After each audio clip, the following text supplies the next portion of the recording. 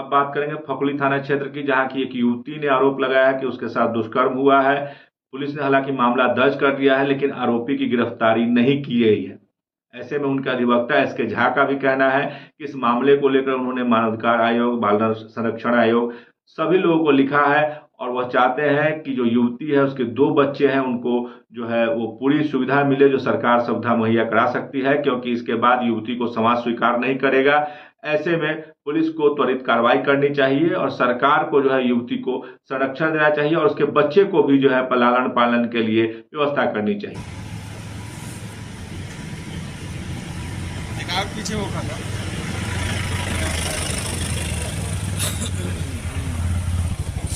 23 नवंबर को जा रहे थे ड्यूटी से घर वापस।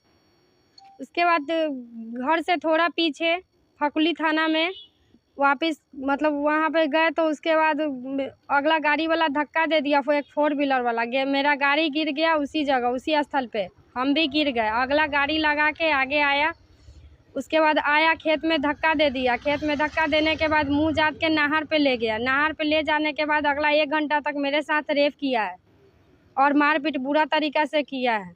पुलिस को कार्रवाई दी है, अभी तक नहीं किया है। अगला लंगे फरार है। गाड़ी और पैंट उसका थाना पे बरामद। कहाँ क्या चीज में धक्का मारा था? स्कूटी में धक्का मारा था। स्कूटी से जा रहे थे? जी, स्कूटी से जा रहा था। और धक्का मारने के बाद?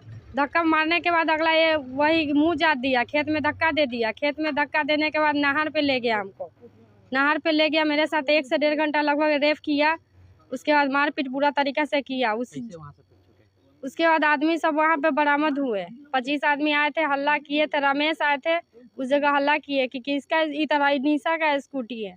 उतना ही में अगला सुना फरार हो गया उस जगह से। फरार होने के बाद उसका थाना में गाड़ी और पैंट बरामद है। तो थाना गया तो क्या हुआ? थाना गाड़ी लेके चला गया। थाना में गए थे? जी गए थे 24 तारीख को।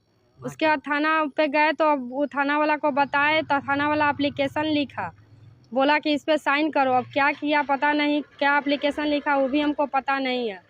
फिर शाम को 7 बजे कॉल किया हमको कि थाना पे निशा आओ, तुम्हारा गवाही लेना है। गवाही लेने के बावजूद वहाँ पे बोला कि उसका आदमी आया हो तो गाड़ी छुड़वाने। उसी में कह रहा है कि 25,000 रुपया ले लो और छोड़ दो, तुम गरीब हो, मैनेज कर लो। कौन बोला एक बार? थाना वाला बोला। बताइए कि मेरा 2 बच्चा है, मेरा इज्जत चला गया और उसके बावजूद हम मुँह बंद कर ले। अच्छा, घटना कब की है? रात का है या दिन का? नाइट का घटना है। कितना टाइम? 9:40 में वहाँ पे मेरे गाड़ी में ठोकर लगा और 11 बजे के लगभग वो आदमी पर वहाँ पे जुटा है।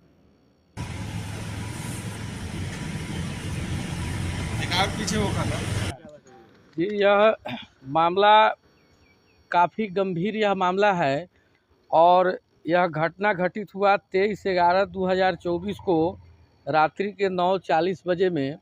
एक महिला है और वह काफ़ी गरीब महिला है।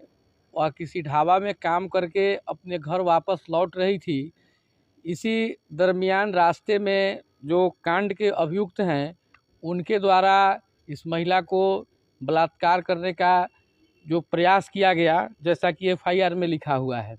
लेकिन इस महिला ने 29/11/2024 को जिलाधिकारी मुजफ्फरपुर को आवेदन दिया। उस आवेदन में इन्होंने लिखा है कि हमारे साथ में दुष्कर्म भी हुआ और हमारे साथ में मारपीट भी हुआ। मतलब कि थाने वाले ने जो इनसे आवेदन पर साइन करवाया उसमें उन्होंने दुष्कर्म की घटना को गौण कर दिया। ऐसा लगता है कि पुलिस कहीं न कहीं अभियुक्त से मिल करके और केस को कमज़ोर करने का प्रयास किया, लेकिन इस महिला ने अपना साहस और निडरता दिखलाते हुए ठीक 5 दिन के बाद में 29/11/2024 को इन्होंने DM साहब को आवेदन दे करके बताया कि नहीं, मेरे साथ दुष्कर्म हुआ है और हमारे साथ मारपीट की गई है। पुलिस ने जो BNS में लगाया है 64(1) और 62 BNS में, जो 376 और 511 IPC में था। लेकिन जब बलात्कार की कोटि में चला गया, मामला जब बलात्कार का हो गया, महिला बार बार चीख कर कह रही है कि नहीं मेरा बलात्कार हुआ है, तो फिर पुलिस अब तक मेडिकल नहीं करवा रही है। या कहीं न कहीं इस बात की ओर इंगित करता है कि पुलिस अभियुक्त से मिल करके केस को कमज़ोर करने का प्रयास कर रही है।